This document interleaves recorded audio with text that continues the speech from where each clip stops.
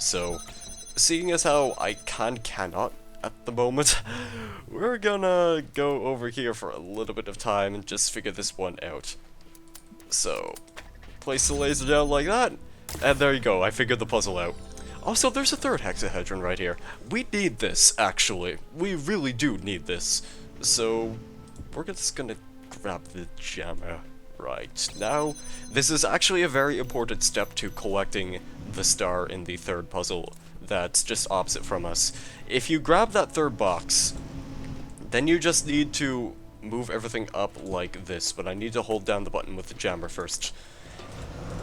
Hold up that connector with 3 boxes, and just leave it there. That's pretty much all you need to do for that part, per se. So now we're going to travel to this line piece block puzzle called Bouncing Side by Side. This is what I consider to be the easiest puzzle. It's only slightly dangerous, but you might get the idea. We're gonna get a star first, however. You all know how to get the star in this area, just do this. There you go. I felt as though it was kind of important to get that one out of the way at least. So, there are 2 mines traveling sort of right next to each other. You just want to block the nearest one, I want to say. It could be anyone really, but you just want to block the nearest one with a single connector so that way they're a little bit out of sync with each other. But if you do manage to get them in sync later on, then you need to take just this connector with you, and then you won't have to worry about being exploded because you can just place it on the button and collect the sigil. That is the puzzle done. Now we just have one more Tetramino piece to collect, and then we get the final star, which is all the way out there in the distance. Right, this one's a lot of fun actually. Big lump of mine. You see, the funny thing, I had a certain way of going about with this one, which was kind of based off of memory of a playthrough. You see, you need to bring these 2 boxes with you. Now, you can climb on the fence like this, and then place a box down like right here, grab the other box, and if your timing is just right, you can jump all of these mines, place the box on the button, and I think you might actually have enough distance to jump onto that area, because you need the box to hold the button down, but you technically also need a box to hold down next to the gate so that way you can jump over onto the platform, but I think you could do it with just 1 box, theoretically. I'm not gonna do that, though, because there's actually a bit more of a sophisticated way of doing this, and I'm gonna warn you, I might die. I just might die, because this can be a little bit hefty to work with, and if the mines aren't properly in sync, then that could cause some further issues, I feel. Because we kind of need to be, like, right next to them, in a sense, so that way we can grab the first box, take that with us, drop it down, grab the second box, like this. Don't need to worry about those mines, they're pretty much out of distance.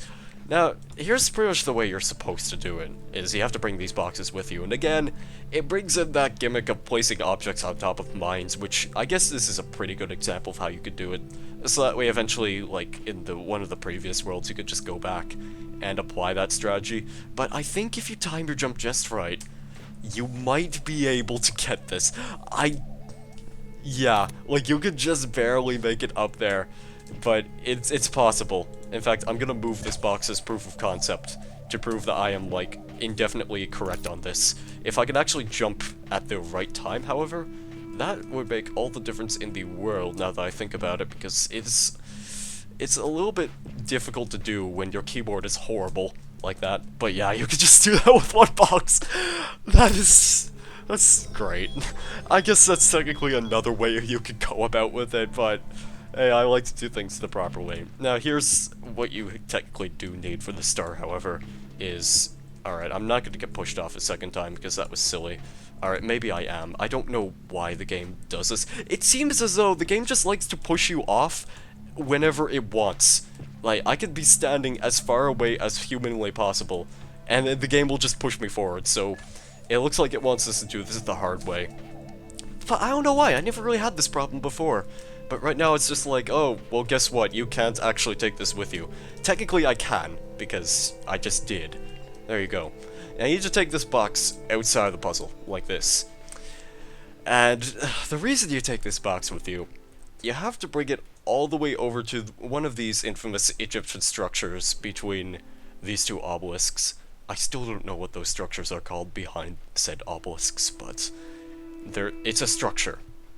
You saw a million of these in Serious Sam 3. Anyway, there's a fan right here, and it just needs something to hold down the button. Jump on, and you land right fancily into the star, and you get a nice view of the pyramid. As I said earlier, there's 2 QR codes down here which we can read. Another huge pyramid? What mad ambition it must have taken to build such things. It's just a pile of rocks. Dog is not a very pleasant person. Alright then, so we have gotten pretty much every mandatory essential part of game element in this area, but there are still a couple of secrets here. Now, I think I'm gonna go off, like, show off each individual secret, rate them as if lowest to highest. The first secret that you can locate, it sounds like the laser's having trouble in there, but hopefully you can ignore that sound. The first secret over here, there's a pile of clear skeleton bones, and if you like Serious Sam references, here's one of them, so I guess that's pretty neat. They look, you know, they actually do look kind of okay. The texture work really isn't all that bad, you just have to be like right up close to them to see each individual part of the texture, but I think they look pretty cool.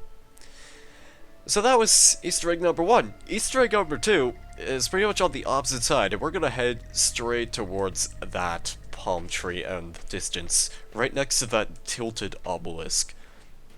And this one is actually a pretty clever secret, I feel. Because it's pretty out of the way. You wouldn't really expect this one to house anything, apart from the fact that there pretty much is a palm tree here, which kind of serves as guidance in a way. There's a sign here. Don't look up. And that's why you don't look up. It messes up your vision for a little bit of time, but it will clear off eventually. Now, the third and final Easter egg, definitely the best one of this entire area, and one of those of which I would label as being one of the best in the entire game, is over here. And we're gonna travel right past this teleporter. Head behind the whole lot of gem area, well, more to the side of it actually. This specific pile of rubble houses a pretty interesting little part of the secret. There's a crowbar here! Content property of Joe Freeman. And it's even called Crowbar. Get it? Because Crow Team. But yeah. I think this is a reference to Half-Life. It pretty much looks just like it. And I can show off what it looks like in third-person view, because there is a pretty interesting thing over here that's worth showing off. The next part of this Easter egg is this set of pallets, and I'm going to show off the third-person animation of this. It looks a little awkward, you'll have to forgive that, but you'll get a chance to see the first-person animation in a second, actually. But once you smash those pallets and head down in here, there's a museum of boxes. And this is pretty cool. This is just like a regular old box. This is a box from Serious Sam 2. This is one of those packaging boxes. It's a Minecraft grass block. There's a hexahedron. There's a companion cube portal. There's a serious crate. And there is a Union Corporation aerospace box. And I'm not sure if you might be able to hear this, but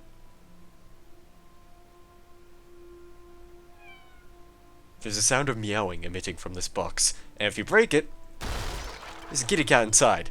And that kitty cat's gonna run off. But that's pretty neat. Yeah, you finally get to have revenge on those dastardly boxes that you just couldn't destroy in Serious Sam, because there's just one right here. You can't destroy any of the other boxes, which I find quite sad. But, because, you know, I like breaking boxes with this sorts of things. But, hey, at least we got to break one of them and reveal an extra part of the secret is it's that little cat. And it's kind of a shame because I don't think you can actually take stuff like this out into the main hub. We're pretty much on the edge of the world right here, actually. I would love to take this back with me, but I simply cannot. It would just get kind of dropped off at the teleporter entrance that we would be taking. That is, if I wanted to go back first. You see, a long time ago, when I watched a first playthrough of this game, it was by Garrett, and this one has kind of stuck in my mind for a little bit. First of all, I need to remember where the silly little paint can is. But he got to this world, you pick up the paint can, and he actually found a pretty amazing spot to put a QR code. First of all, let's go read this one that's out here, which is sort of at the edge of the world. there is no way out, apparently. That obelisk out there is a very great place to put a QR code. The reason for this is because it's right on the edge of the world where everything is glitching out, and it's just... If you want to be the worst person in the world, if you really hate people, this is something you could do. I mean, you could tell, yeah, that sound is probably a little bit indicative that we're not supposed to be here right now, but if you look, like, right here, you could just paint a message. And, yeah, it's pretty amazing. And the only thing I really have to say about this is, sometimes you have to find the courage to break down barriers with the axe. That is an amazing spot to place a QR code. I hope that actually sticks out in-game for other people, because that would be quite hilarious. But yeah, pretty great trick that you can do with the paint can in this area. Sadly, we can't stay here. Despite how beautiful it looks, I would love to vacation here sometime, but I cannot. Alas, it is time for us to move on from World B. All finished with this area. You got all the puzzle pieces. Now let's get out of here before there's an alien invasion or something. Happy to be finally leaving this place. I always get sand in my socks. Yeah, I don't like getting sand in my stocks either. But we pretty much are finished with World B. Of course, we still have the Messenger Island, and we still have a Star World to tackle. Technically, we could just go do that now, because we do have enough star sigils, but I'm still debating with when I should actually go after all of those, and I'm thinking maybe once I collect most of the stars, if not all, then I probably will do the Star Worlds last and do like the Messenger Islands first. But obviously I have to complete World C, which is going to be the next and final world of this whole game. And that's, yeah, that's going to be pretty interesting, I get the feeling. We'll finally get to leave Egypt. I'm sure you're probably sick of the theme at this point. And yeah, that's going to be great. Those are essentially my plans for the time being. But until then, I'm going to give my voice a break, because I've been talking very fast for a very long time. So thank you guys very much for watching. Have a great day or evening, and I guess I will see you in the next video. Goodbye.